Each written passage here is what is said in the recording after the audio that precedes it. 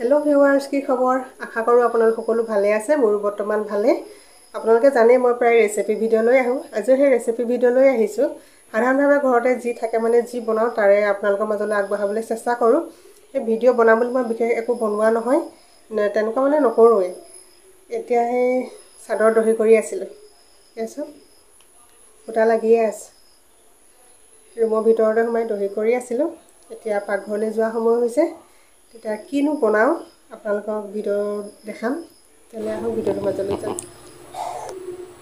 প্ৰথমতে মই পিয়াজ আদা ৰসুন আৰু বিলাহী কাটি লৈছো মই সকলোবোৰ মিক্সাৰ জাৰতে দিলাম পিয়াজ আৰু আদা ৰসুন একেলগে মিক্সাৰ জাৰত দিম আৰু বিলাহী এক্সট্ৰাকে দিম ইয়া লৈছো বন্ধাকবি বইল কৰি লৈছো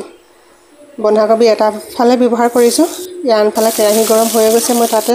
এটুকুৰা ডালচেনি দিছো আৰু এখিলা তেজপাত আৰু পিছি লোৱা পিয়াজ আৰু আদা ৰসুনবোৰ দি দিছো এটা অলপ সময় ৰঙা হোৱালৈকে ভাজি লম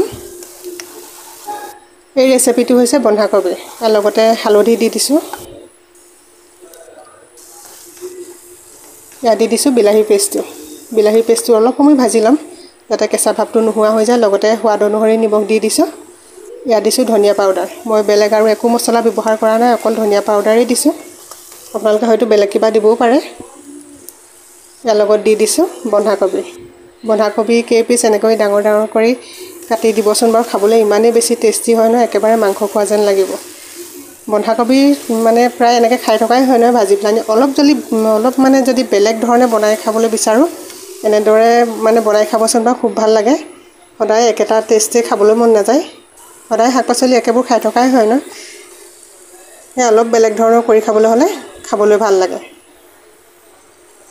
আপোনালোকে ইয়াৰ ৰুটি লগত খাই বা ভাতৰ লগত খাই